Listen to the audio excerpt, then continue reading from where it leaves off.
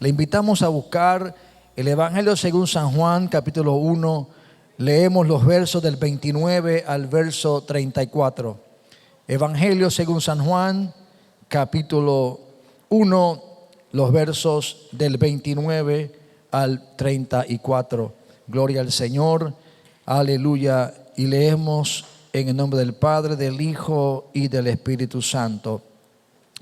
El siguiente día vio Juan a Jesús que venía a él y dijo: He aquí el Cordero de Dios que quita el pecado del mundo.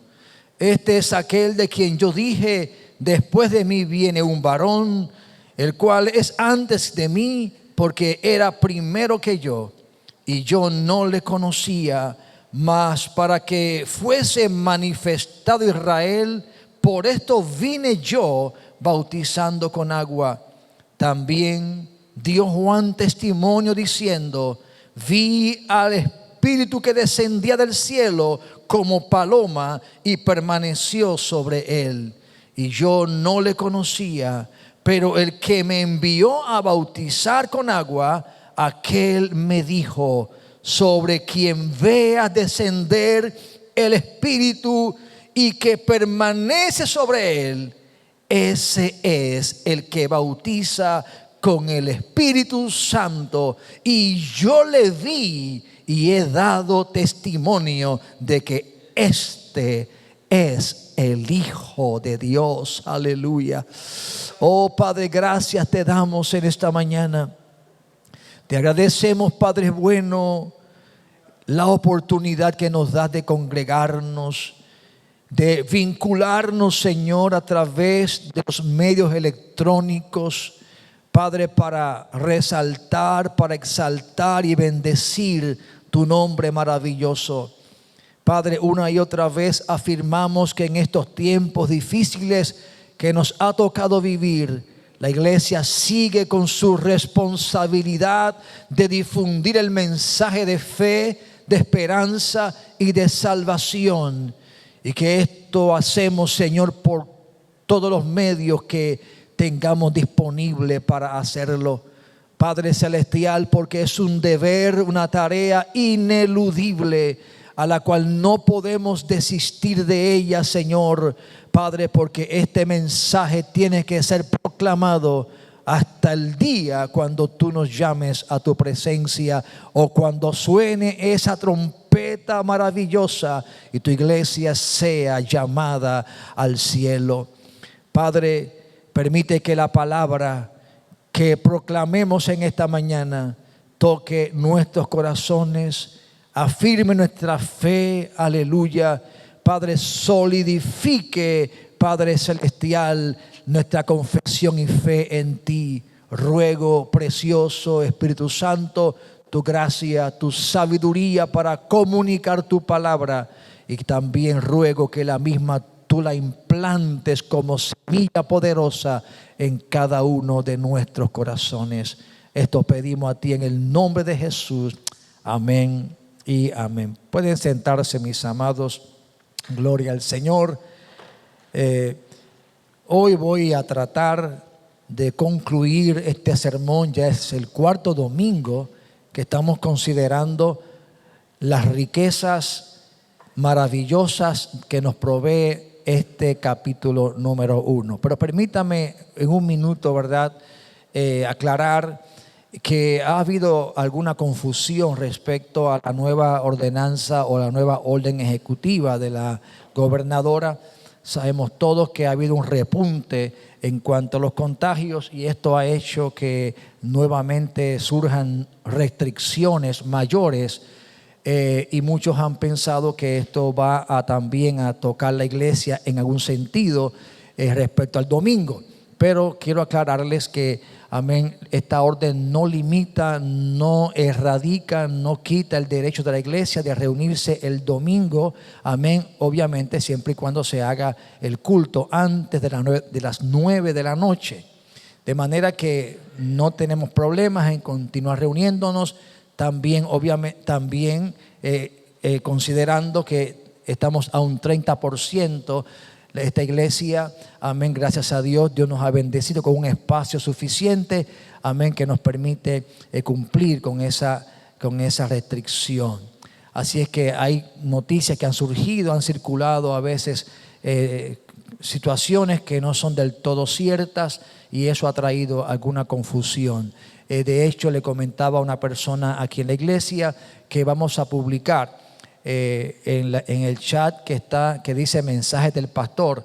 Este chat se creó únicamente para enviar mensajes oficiales o la comunicación de las transmisiones. Ahí no hay una serie de documentos que a veces la gente envía en cadena. No, ahí estamos únicamente siendo cuidadosos en postear solamente el aviso que estamos transmitiendo y cualquier información que yo considere pertinente. Así que vamos a enviar una carta ahí a ese chat, porque por si usted está transitando el domingo y lo detienen, usted pueda mostrar el documento que la fortaleza radicó en términos de la iglesia, y también haciendo saber que usted se dirige a un culto. Amén. Así es que esperamos que con eso nadie tenga problema y podamos seguir reuniéndonos. Así que estos son, ¿verdad?, una aclaración que quería hacerles.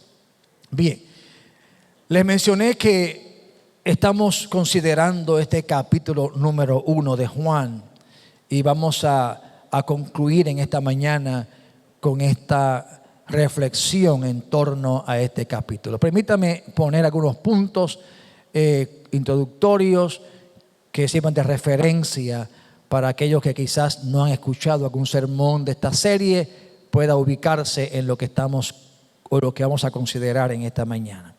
Hemos dicho que la intención del Evangelio de Juan claramente expresa el mismo autor, es que este Evangelio se escribió para que aquellos que lo lean lleguen a entender que Jesucristo es Dios, lleguen a entender que Él es el Salvador, y que creyendo estas cosas tengamos vida, y la vida que promete es vida eterna, vida abundante.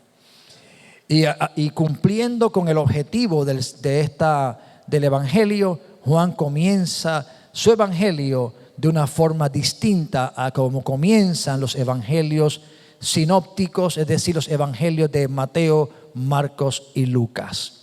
Juan comienza presentándonos al Verbo, y en esos versos iniciales Juan nos presenta al Verbo y nos dice que ese Verbo es preexistente, es decir, existe, siempre ha existido, que ese Verbo es Dios, y que ese Verbo, aleluya, se encarnó, que ese Verbo es luz que trae vida, gloria al Señor, y que en ese Verbo todas las cosas son hechas, subsisten, y por ellas, amén, es que hoy tú y yo estamos aquí presentes.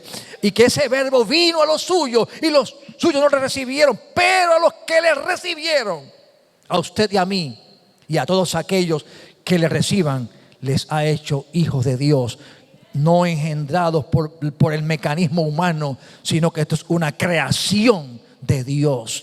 Todas estas cosas ha declarado Juan respecto a la persona de Jesucristo. Y esto es fundamental, porque le hemos dicho una y otra vez en cada sermón que es importante que afirmemos lo que creemos en Jesús, y que estemos claros y certeros en que, aleluya, estamos fundamentados sobre esto que creemos. Porque vendrán días, lo he dicho muchas veces, cuando usted posiblemente se ha enfrentado a alguna ley, situación o amenaza donde, aleluya, usted tenga que decidir entre afirmar lo que usted es como creyente o ceder a la presión del mundo. La intención de estos sermones es afirmar que lo que allí fue dicho es cierto y verdadero, y aunque parezca ser algo simple o repetitivo, yo creo que es importante que hagamos este ejercicio, porque en primer lugar, al que predica me afirma cada vez más en esta verdad de quién es Jesucristo, el Cristo en que yo he creído. Y en segundo lugar, aleluya, aquellos que nos escuchan también son afirmados en la fe, y otros pueden llegar al conocimiento de esta verdad al escuchar toda esta argumentación que el Evangelio nos provee. Juan ahora ha entrado, y digo Juan ahora ha entrado como un aspecto para introducir el sermón de esta mañana. Juan está ahora presentando los testigos de esta verdad. Les decía el domingo pasado, amén, que en el año 1492, amén, un viajero zarpó de un puerto de España y llegó a las tierras de América. Y usted, amén, puede mencionar los navíos que atravesaron esa, amén. ¿Cuáles fueron?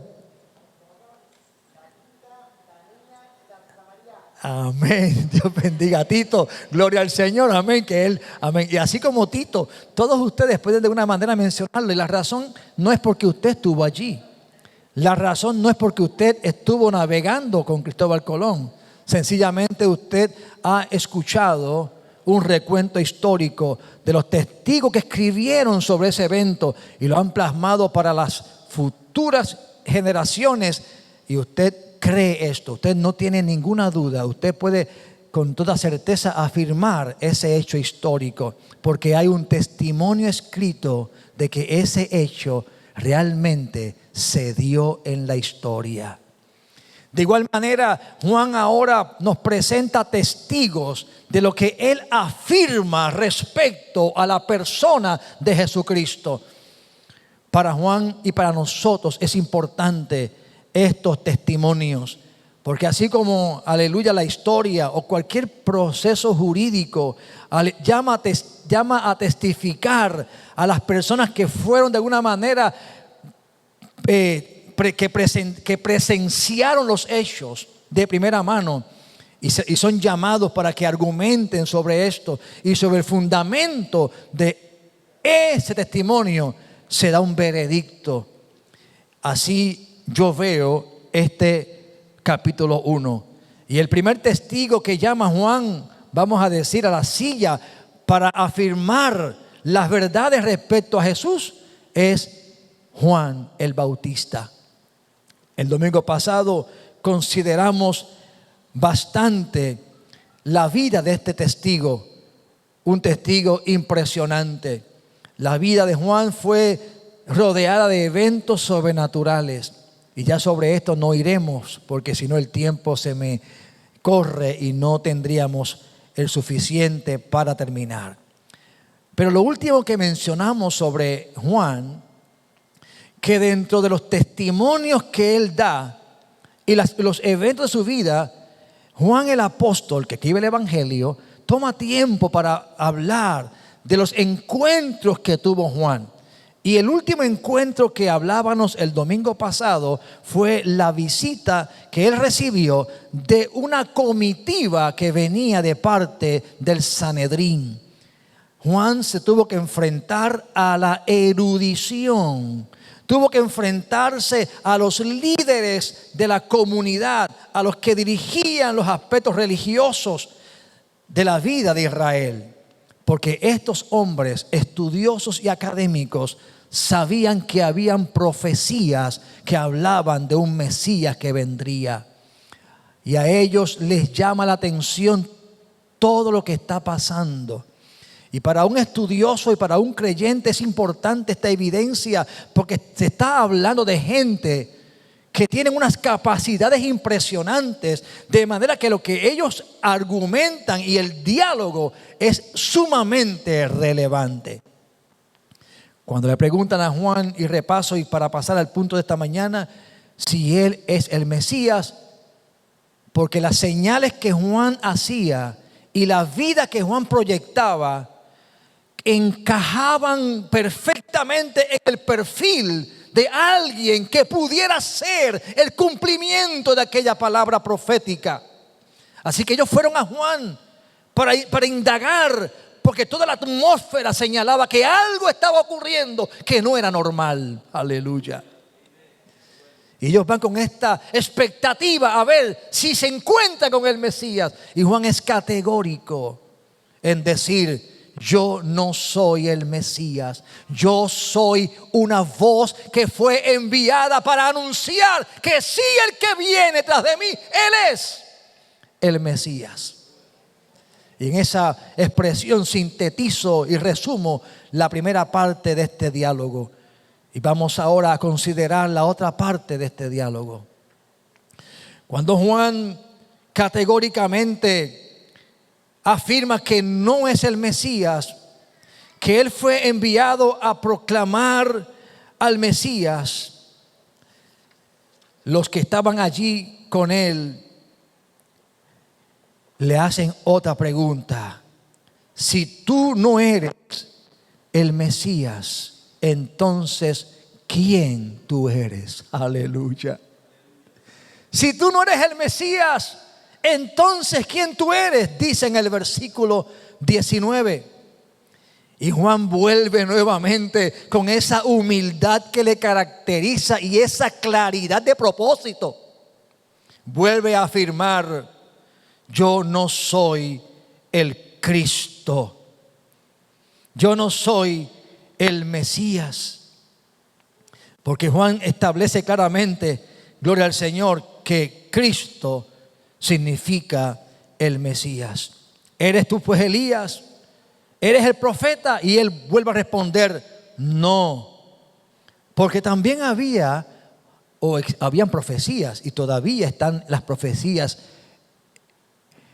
que argumentan y establecen que vendrá un Elías. Y si usted lee el libro de Apocalipsis, usted va a encontrar que allí hay una figura que en su ministerio profético del fin de los tiempos encaja en la figura de Elías. Y esa expectativa se incrementa aún más cuando Jesús en la transfiguración se manifiesta allí las dos figuras centrales y columnas de la historia judía, Elías y Moisés. Así que al unir estos elementos, quiere decir que esa profecía está ahí todavía vigente, a la expectativa de un cumplimiento. Pero Juan dice: tampoco yo lo soy. Y ahí es cuando él afirma que es esa voz. En el verso 29, ahora acontece algo maravilloso que Juan hace como un testimonio que señala a Jesús. Después que el diálogo se da entre los judíos, en el verso 29 él dice lo siguiente, levantando su voz: el siguiente día vio Juan a Jesús que venía a él y dijo: he aquí el Cordero de Dios que quita el pecado del mundo. Este es de quien yo dije: después de mí viene un varón que es antes de mí, porque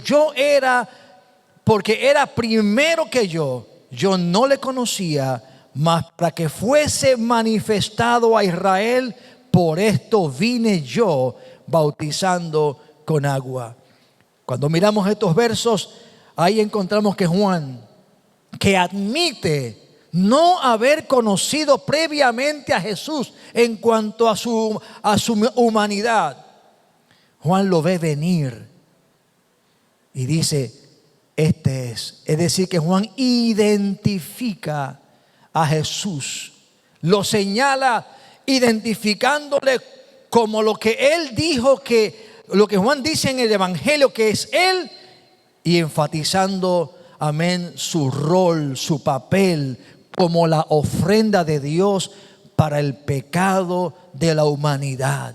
Así que Juan no solamente identifica al Mesías, sino que también afirma el propósito, la razón de su existencia. Él vino a este mundo a salvar. Él vino a hacer la ofrenda que siempre fue demandada por el pecado. Una ofrenda sustitutoria, amén, que sustituyera a aquel que pecaba. Él es esa ofrenda. Y dice, es la ofrenda que no trae un sacerdote. Es la ofrenda que presenta no un levita, es la ofrenda que presenta Dios mismo, que fue el ofendido allí en el Edén. Aleluya. Dios presenta la ofrenda que absolverá al hombre de la condenación. Y Él dice: este es de quien yo he estado hablando. Así que Juan ahora reconoce que el que de quien habló estaba allí presente. En el verso 32 vuelve nuevamente, porque es un evento que Juan el apóstol repite con mucha insistencia. Esto es un testimonio. Y decíamos que testimonio, amén, es la palabra que luego se traduce como mártir. Es decir, es un testimonio verdadero, donde el que lo dice está dispuesto a morir por esa verdad. Así que dice el 32, también Juan dio testimonio diciendo: vi al Espíritu que descendía del cielo como paloma y permaneció sobre él. Y yo no le conocía. Una frase que repite varias veces. Pero el que me envió a bautizar con agua, aquel me dijo. ¿Quién fue el que envió a Juan a hacer este ministerio impresionante? Dios fue el que llamó a Juan. Recuerdan que cuando hablábamos del perfil de Juan el Bautista, a su papá Zacarías, allí en el tabernáculo, en el templo, allí el ángel le especificó quién iba a ser este niño, hijo de Zacarías, es decir, Juan el Bautista. Es Dios el que lo envió. Es Dios quien lo separó y lo comisionó. Dice: sobre quien tú veas descender el Espíritu y que permanece sobre él, este es el que bautiza con el Espíritu Santo. Y dice: y yo le vi y he dado testimonio de que este es el Hijo de Dios. Cuando Juan identifica a Jesús, le dice a la gente: de este es de quien yo estoy hablando. Dios me envió antes de él para preparar el camino.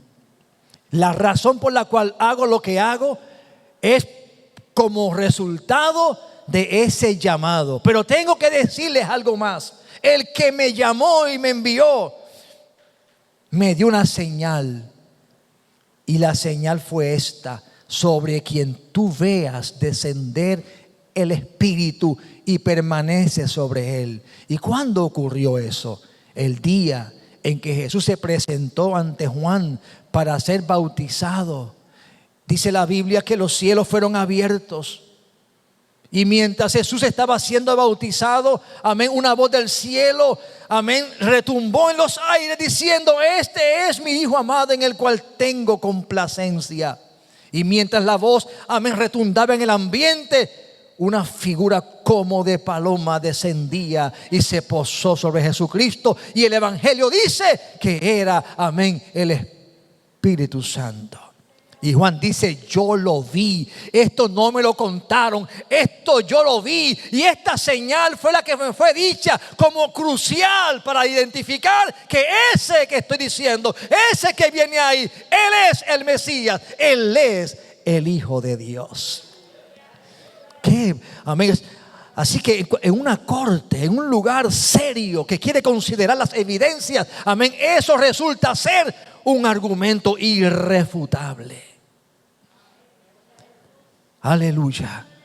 Por eso es que decíamos también que la fe cristiana no es una fe sobre un vacío o sobre una superstición. La fe cristiana es una fe que está sustentada por hechos históricos y testimonios, amén, poderosos. Juan testificó esto y él dice: yo vi todo esto. Pero permítame moverme, amado. Hay una riqueza que podemos seguir hablando sobre Juan. Pero permítame decirle que no fue el único testigo. No fue la única persona a la cual podemos llamar a la silla de los testigos para que puedan afirmar lo que estamos creyendo como el Evangelio de Jesucristo. ¿Sabe? Dice que luego que Juan dio este poderoso testimonio sobre Jesús, dice el 35 lo siguiente: el siguiente día otra vez estaba Juan, y dice que estaba acompañado de 2 discípulos. Y Juan vuelve a repetir la frase que ya había repetido el día anterior, diciendo, cuando vio a Jesús caminar por allí: he aquí el Cordero de Dios. El 37 dice que le oyeron hablar, es decir, cuando él pronunció este testimonio, 2 discípulos le oyeron hablar, y dice que estos discípulos siguieron a Jesús. En el 38 dice que que Jesús, al verlos, se vuelve a ellos y les dice: ¿qué buscáis? Ellos dijeron: Rabí, que traducido es maestro, ¿dónde moras? Les dijo: venid y ved. Fueron y vieron dónde moraba, y se quedaron con él aquel día, porque era como la hora 10. El 40 identifica a uno de estos 2 discípulos y dice que se llamaba Andrés. Andrés, hermano de Simón Pedro, era uno de los que había oído hablar a Juan y había seguido a Jesús. Así que el segundo testigo que llamamos a la silla se llama Andrés. ¿Y por qué Andrés es un testigo fiable? Miren, recuerden que Andrés había seguido al Juan el Bautista. Andrés sabía del llamado. Andrés había sido, amén, convencido de la veracidad del llamado de Juan. Así que él tenía ya su maestro. Él conocía ya a Juan.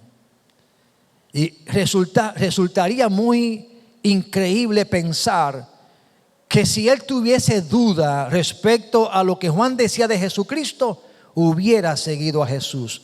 Lo más normal, lo más lógico hubiera sido que Andrés hubiera seguido siendo discípulo de Juan el Bautista. Pero el hecho de que este hombre, con unas capacidades impresionantes que vemos luego cuando él se convierte en un misionero, él dejara a su maestro Juan el Bautista. A no ser que él tuviera una convicción real de quién es Jesús y de lo que Juan dijo de él no hubiera dejado, a mi entender y en mi argumento, a Juan el Bautista. El hecho de que haya dejado a Juan, para mí resulta ser una afirmación sobre la verdad de quién es Jesús. No sé si me está entendiendo, no sé si estoy muy técnico en lo que estoy diciendo, pero para mí es esa situación que analizo de esta manera. ¿Y por qué yo argumento que Andrés estaba convencido de quién era Jesús? Porque en el 41, cuando Andrés va a hablar con su hermano Simón Pedro para invitarlo a que venga a conocer a Jesús, el escritor bíblico nos da esta información. Andrés va donde Simón y le dice: hemos hallado al Mesías, que traducido es el Cristo. Aleluya. Entonces quiere decir que Andrés había hecho su propio análisis. Andrés había llegado a una conclusión. Aleluya. De que aquel de quien hablaba Juan era realmente lo que Juan decía que él era: el Mesías, el Hijo de Dios. Y es interesante que en el Evangelio de Juan, cuando Juan nos relata este detalle, Juan se encarga de que no haya duda respecto a quién es Jesucristo. Él dice: este es el Mesías, Y luego dice, amén, cómo se traduce al griego esa palabra Mesías, es decir, el Cristo. Así que Juan le dice a los judíos, porque está hablando a los judíos, este es el Mesías, en hebreo, Mesías, en griego, Cristo. Aleluya. Así que no deja duda alguna de que Juan, amén, está señalando a Jesús, el Mesías. Por eso argumento que Andrés también es un testigo, porque él se convenció de que Jesús es el Mesías. Pero no solamente Andrés fue un testigo. Observe lo que pasa con otro testigo. Vamos a ir al versículo 45 para consumir el tiempo que me resta en esta mañana. Y vamos a seguir hacia el final de este capítulo. Dice que Felipe fue llevado o fue invitado por Jesús a ser parte de sus discípulos. Y Felipe sigue a Jesucristo. En el 44, en el 43 aparece esa invitación y Felipe sigue a Jesús. Pero es en el 45 donde podemos ver las convicciones que tiene Felipe. Porque Felipe, cuando sigue a Jesús, él encuentra a otro personaje que va a ser el último testigo que vamos a llamar a la silla, que fue Natanael. Cuando Felipe va donde Natanael, él le expresa lo que es su convicción. Observe el 45. Felipe llamó a Natanael, que significa Dios ha dado, y le dijo: hemos hallado a aquel de quien escribió Moisés en la ley, así como los profetas, a Jesús, el hijo de José de Nazaret. Natanael le dijo: ¿de Nazaret puede salir algo bueno? Y Felipe le responde: ven y ve.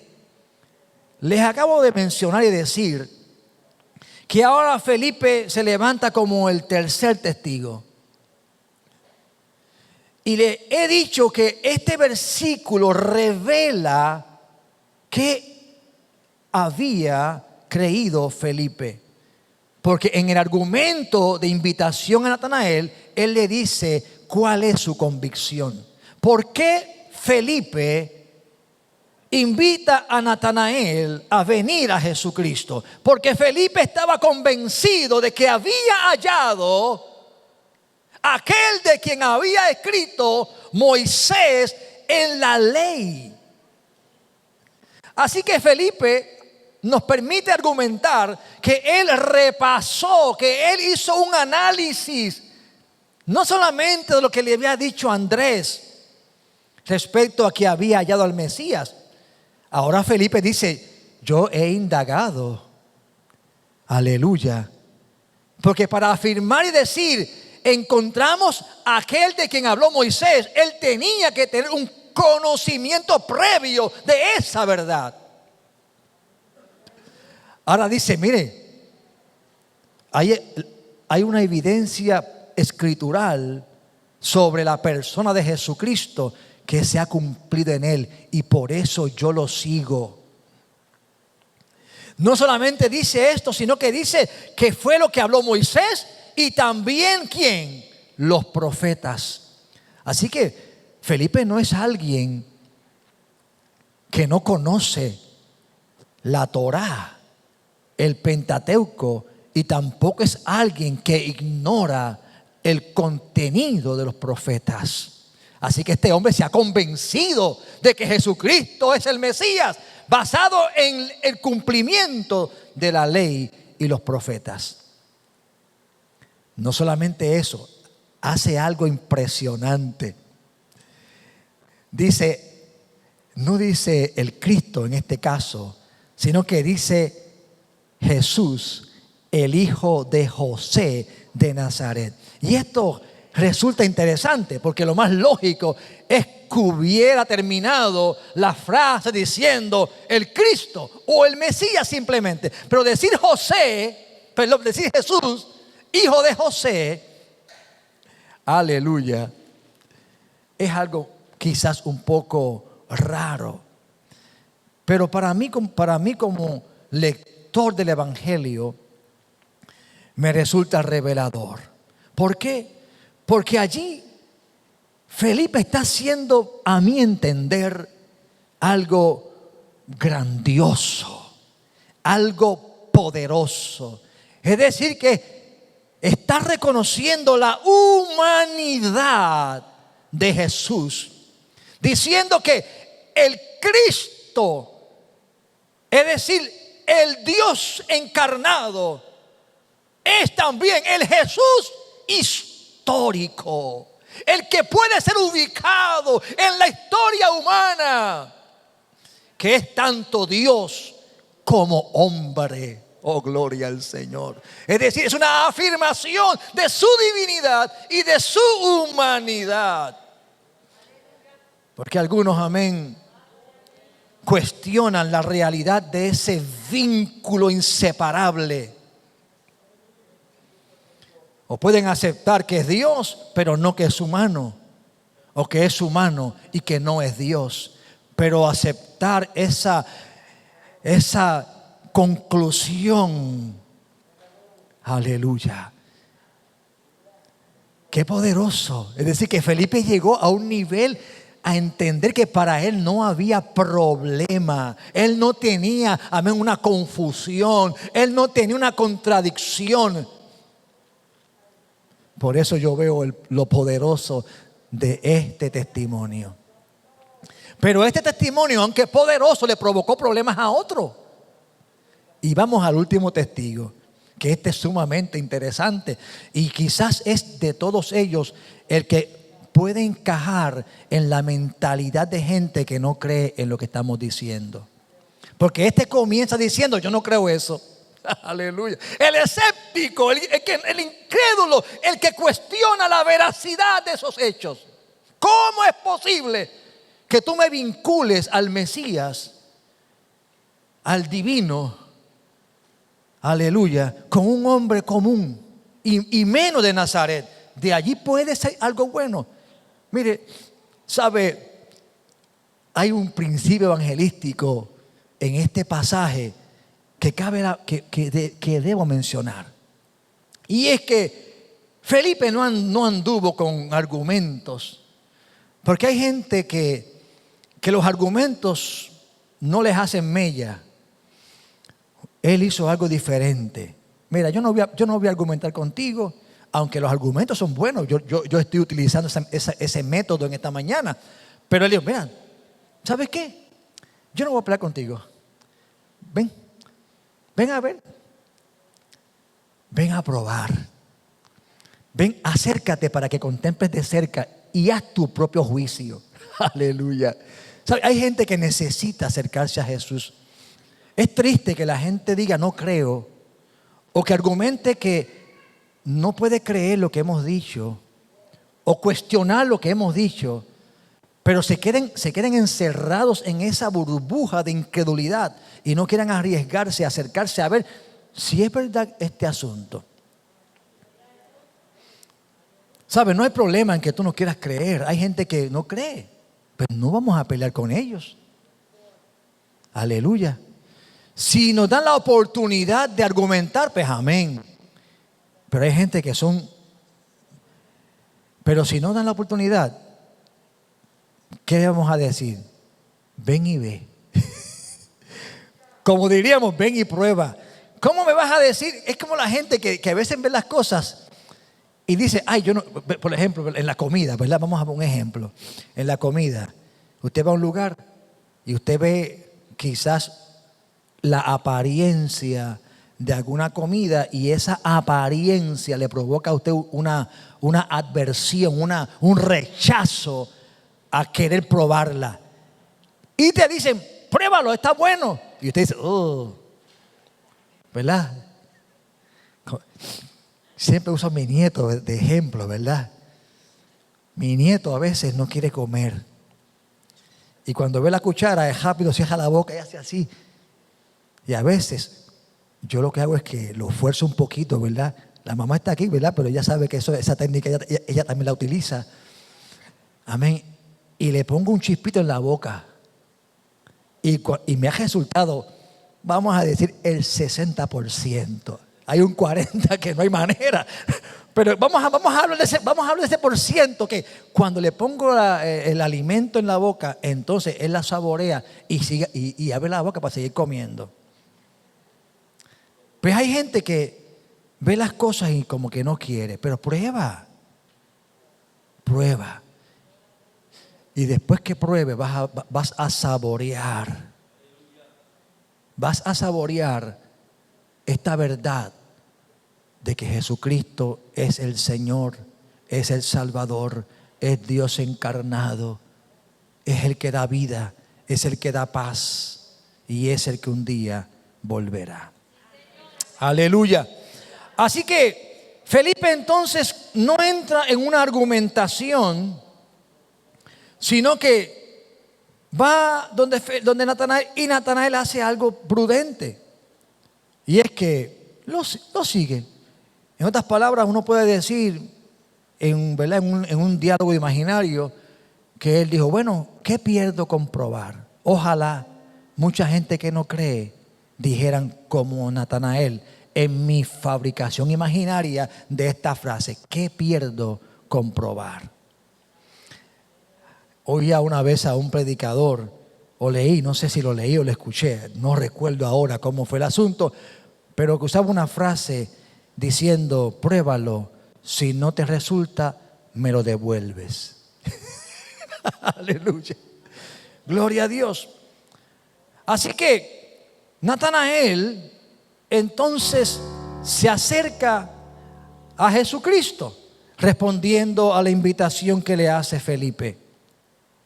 Y cuando él se acerca a Jesús, dice el 47, cuando Jesús vio a Natanael, al escéptico, al incrédulo, al que tenía sus dudas respecto a la persona de Jesús, y él le responde o le dice, he aquí un verdadero israelita en quien no hay engaño. Amado, esa frase, yo les he hablado de dos testigos, Juan el Bautista, Andrés, Felipe, pero Jesús dice de que este es un hombre verdadero, como diciendo, el hecho de que hayas dudado, el hecho de que hayas puesto en duda lo que te dijeron, no es un problema, porque tú estás buscando la verdad.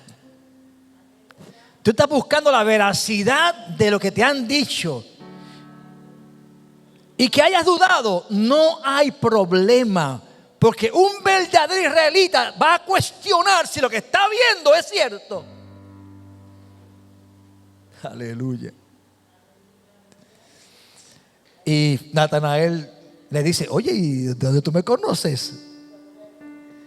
Y cuando le dice, yo te vi, aleluya. Yo te vi cuando estabas debajo de la higuera. Óigame, cuando le dice esto, él miraría, ¿dónde está la cámara? ¿Dónde está el satélite? ¿Dónde está el drone? No existía nada de eso. Aleluya. La única manera de saber dónde él estaba precisamente en ese momento y en ese día era por un acto sobrenatural. Y eso le bastó a Natanael para decir, este hombre no es cualquier cosa. Este es realmente lo que dice ser, porque él respondió, Rabí, mire lo que dice, tú eres el Hijo de Dios. Mire, si hay afirmación poderosa de estos tres testigos, la de este escéptico resulta ser una de las más poderosas, porque dice, tú eres el Hijo de Dios, tú eres el Rey de Israel. Aleluya. Es decir, tú eres Dios y eres el Mesías esperado y eres el que va a reinar sobre Israel. eres el rey. Aleluya. Le está hablando a un nacidito de allí de Nazaret, del cual él había dicho: esto no es posible. ¿Sabe? Cuando yo escucho testimonios de gente escéptica e incrédula que ha llegado a conocer a Jesucristo, eso a mí me vuela, me vuela hacia arriba. Oh, gloria al Señor, porque tuvieron que pasar un proceso difícil, un proceso doloroso, pero a fin de cuentas fueron convencidos. Y cuando son convencidos, dicen y hacen las cosas más poderosas que puede un hombre hacer.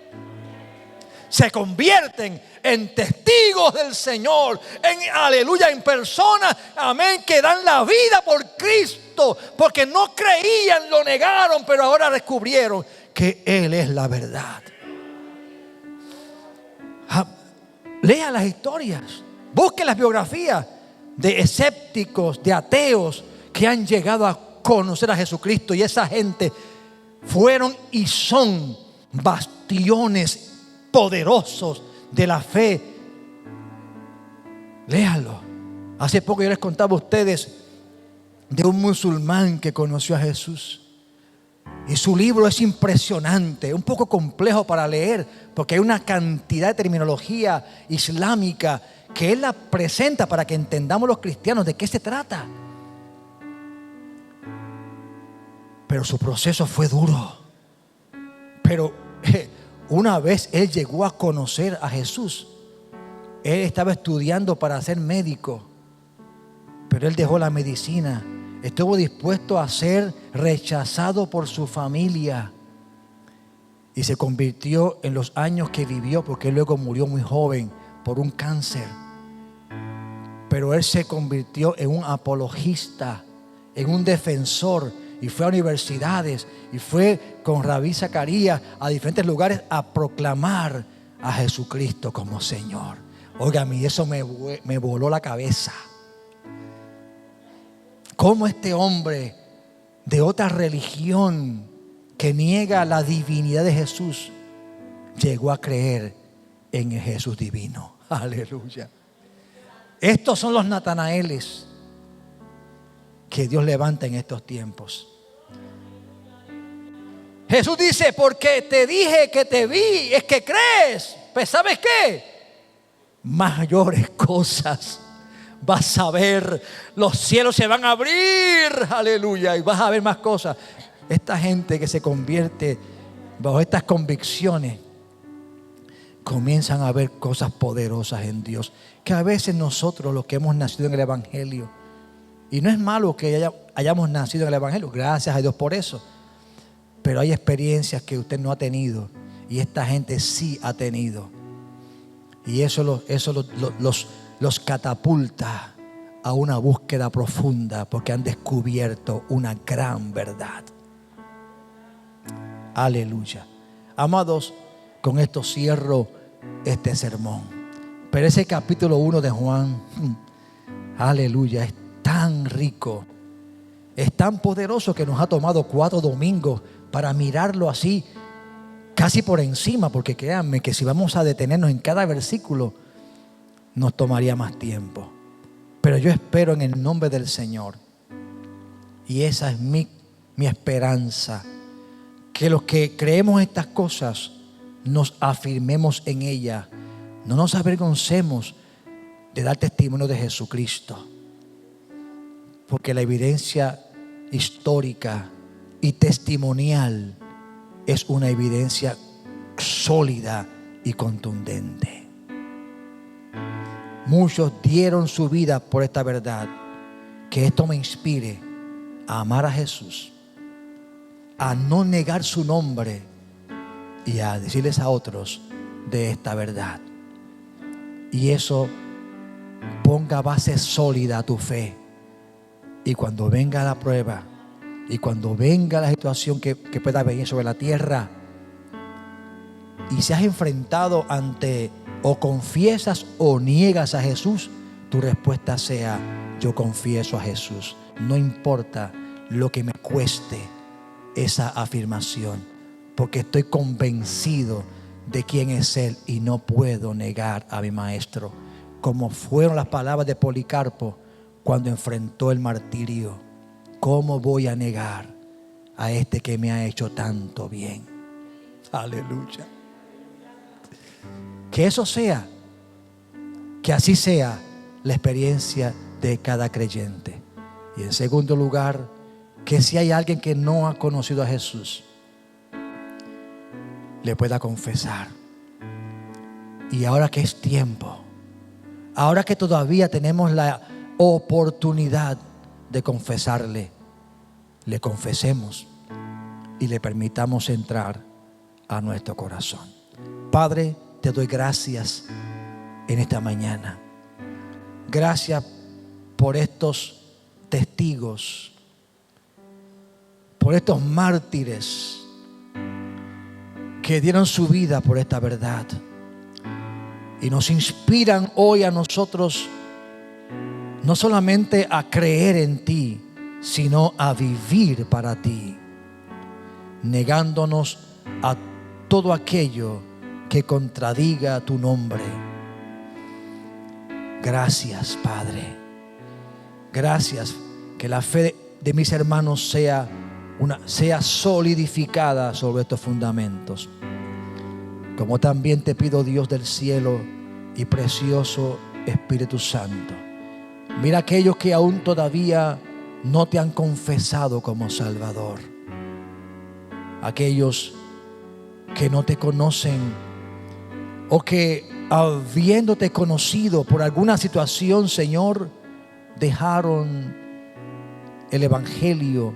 Yo te pido, Padre, que tu palabra y que la verdad que hemos proclamado, Señor, haga resurgir en ellos y en ellas ese fuego que se ha apagado, esa esperanza que veían perdida, y puedan recurrir a tus brazos nuevamente y refugiarse, aún con sus dudas, aún con sus luchas, Señor, como este Natanael que llegó a ti, Señor, envuelto en dudas y envuelto en incredulidad, pero se llegó a ti, llegó a tu presencia, Señor, y allí pudo descubrir lo maravilloso, lo glorioso que tú eres. Ayúdales, Espíritu Santo. Tráelos, ay Santo, tráelos. Levántalos, aleluya.